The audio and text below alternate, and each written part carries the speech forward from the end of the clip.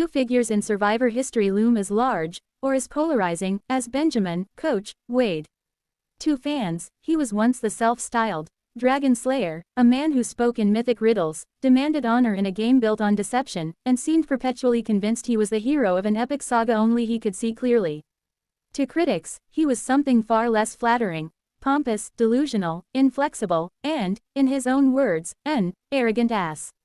Now, as Survivor 50 reunites legends from across eras, Coach is back with a new title, a new philosophy, and a striking level of self-awareness that longtime viewers may never have expected. Gone is the Dragon Slayer. In his place stands the Tide Walker, a symbol, Coach says, of balance, humility, and movement with the flow rather than against it. It's a transformation decades in the making, forged through public humiliation, spiritual searching, and the brutal mirror that only reality television can hold up to a person. The birth of a myth, and an ego. Coach Wade first appeared on Survivor Tocantins in 2009, instantly carving out space as one of the show's most unforgettable personalities. Draped in honor codes and tall tales, kayaking the Amazon, being captured by indigenous tribes, training as a warrior monk, Coach didn't just play Survivor. He performed it. I thought I had to be larger than life to be worthy, Coach has reflected in recent interviews. I wasn't just playing the game, I was trying to prove something about who I was. That need to prove himself fueled moments of comedy and chaos alike. Coach demanded loyalty while betraying allies, preached integrity while manipulating votes, and reacted with wounded indignation whenever his authority was questioned. His clashes with Tyson Apostol, his emotional meltdowns, and his dramatic exile experience cemented him as both meme and legend. But beneath the theatrics was a fragile truth Coach now readily admits: insecurity. I didn't know who I was, he says. So I built a character. And I protected that character at all costs. When the mask cracks. By the time Coach returned for Heroes vs. Villains and later South Pacific, the mythology had hardened, and so had the backlash. Viewers were less amused, fellow players were less tolerant, and Coach's insistence on moral superiority became increasingly difficult to reconcile with his strategic choices. South Pacific, in particular, marked a turning point. As the leader of a dominant alliance, Coach wielded enormous influence, and lost the game largely because jurors perceived him as hypocritical and self-righteous. Watching that season back was devastating.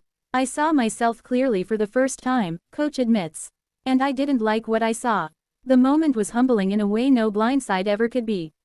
Coach wasn't just losing a game, he was losing the narrative he had spent years constructing. That's when I realized, he says, I had been an arrogant ass.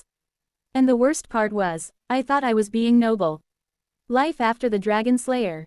Unlike many reality TV personalities, Coach didn't chase relevance through constant appearances or social media drama. Instead, he retreated inward. He leaned deeper into music, spirituality, and teaching. He traveled. He meditated. He studied Eastern philosophy, indigenous wisdom, and the concept of ego dissolution. Most importantly, he listened. I had to stop talking long enough to hear the truth, he says. About myself. About how I affect people. Coach describes years of discomfort, moments where old instincts flared up, where defensiveness crept in, where the Dragon Slayer wanted to reassert control. But with time, those impulses softened. That's when the idea of the Tide Walker emerged. What is a Tide Walker? If the Dragon Slayer was about conquest, the Tide Walker is about coexistence. A Tide Walker doesn't fight the ocean, Coach explains. He moves with it. He understands timing, patience, humility. The metaphor reflects Coach's evolved worldview, one rooted less in dominance and more in awareness. In practical terms, it means embracing adaptability, letting go of the need to be right, and understanding that strength can exist without spectacle. It's also a direct response to how he plans to play Survivor 50. This time, I don't need to lead, he says. If leadership comes, fine. If it doesn't, that's fine too. For fans used to Coach's booming monologues and rigid codes, the shift is almost shocking. Survivor 50, a different Coach steps onto the beach. When Coach returned for Survivor 50, he knew the expectations were stacked against him. Legends don't get the benefit of the doubt, especially ones with reputations as complicated as his. But early impressions suggest something genuinely different. Coach listens more than he speaks. He doesn't demand loyalty, he earns trust. He doesn't frame the game as good versus evil. He frames it as movement. I'm not here to slay dragons, he says. I'm here to walk tides. Other players have noticed. Some are cautious, some are intrigued. A few remain skeptical, wondering whether this is simply another evolution of the coach persona. Coach understands the doubt, and welcomes it. I don't need anyone to believe me, he says. I just need to be consistent. Reconciling the past without erasing it.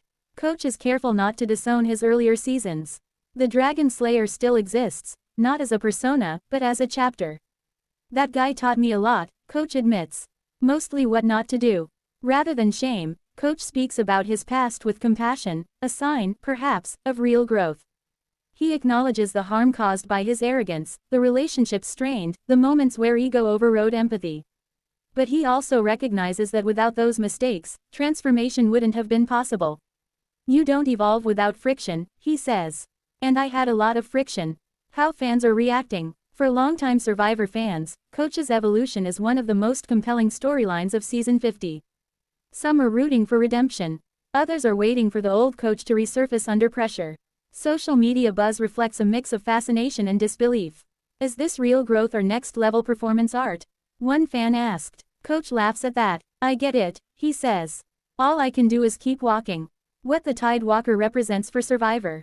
In many ways, Coach's transformation mirrors Survivor itself. The game that once rewarded loud alpha dominance has evolved into something more nuanced. Social awareness, emotional intelligence, adaptability. Coach, once a relic of an earlier era, now feels oddly aligned with the modern game.